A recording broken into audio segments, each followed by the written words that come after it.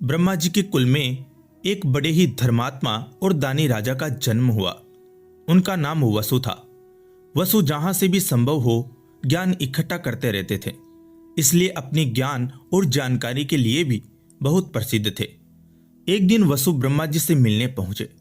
ब्रह्मा जी के भवन में देवों की सभा चल रही थी। इतने में रेभे मुनि वहां आ गए। रेभे देव गुरु बृहस्पति से मिलने आए थे। वसु उनके साथ बृहस्पति के घर चले गए।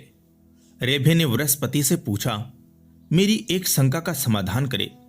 क्या अज्ञानी को भी मोक्ष प्राप्त हो सकता है? यह बिना ज्ञान प्राप्त किए मोक्ष हो ही नहीं सकता। बृहस्पति हंसने लगे, फिर बोले, इस संदर्भ में ब्राह्मण और शिकारी की एक कथा सुनाता हूं।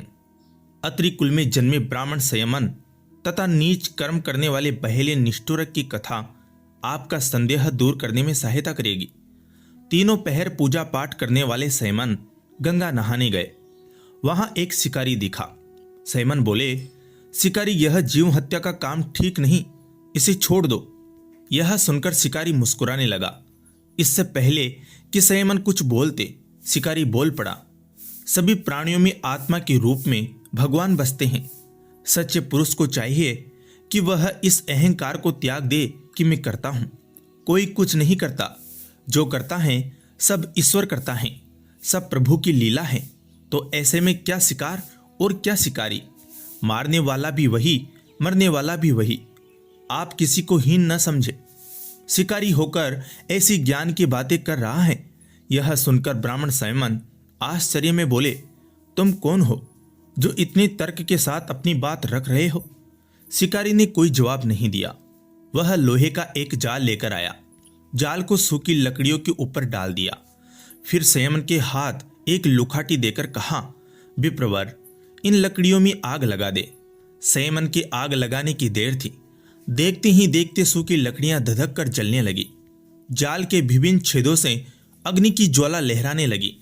शिकारी ने आग की ओर इशारा करते हुए कहा, विप्रवर, आप इन छेदों में से निकलती आग की कोई एक ज्वाला या अग्निपुंज उठा ले, क्योंकि अब मैं आग बुझाऊंगा। शिकारी ने आग पर जल फेंका तो पल भर में ही धधकती आग शांत हो गई। शिकारी बोला, ऋषिवर, जो आग आपने चुनी थी वह मुझे दे दे। उसी के सहारे मैं अपना जीवन यापन करूंगा। संयमन ने आग पर निगाह डाली, पर वहां अब आग कहां? आग की सभी ज्वालाएं कब की शांत हो चुकी थीं। संयमन आंख मूंद कर शांत बैठ गए। शिकारी ने कहा, यही हाल संसार का है। सबके मूल में भगवान की ही ज्योत जल रही है। यदि व्यक्ति अपने स्वाभाविक धर्म का अनुसरण करते हुए हृदय को परमात्मा से जोड़कर कोई भी शुभ अशुभ कार्य करता है, फिर उस कार्य को प्रभु को समर्पित कर देता है, तो उसे न तो कोई दुख होता है, न ही वह कर्म संबंधी पाप पुण्य के चक्कर में पड़ता है। इतना कहना भर था कि आकाश से फूलों की वर्षा होने लगी। रत्नों से सजे धजे कहीं विमान आसपास उतर आए। शिकारी निष्ठुरक अद्वैत ब्रह्म का उपासक था, सो उसने योग विद्या से कहीं शरीर बना लिए तथा अनेक विमानों में बैठ स्वर्ग चला गया।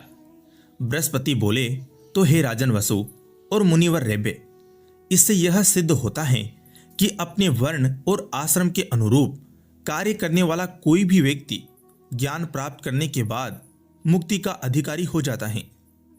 धन्यवाद दोस्तों।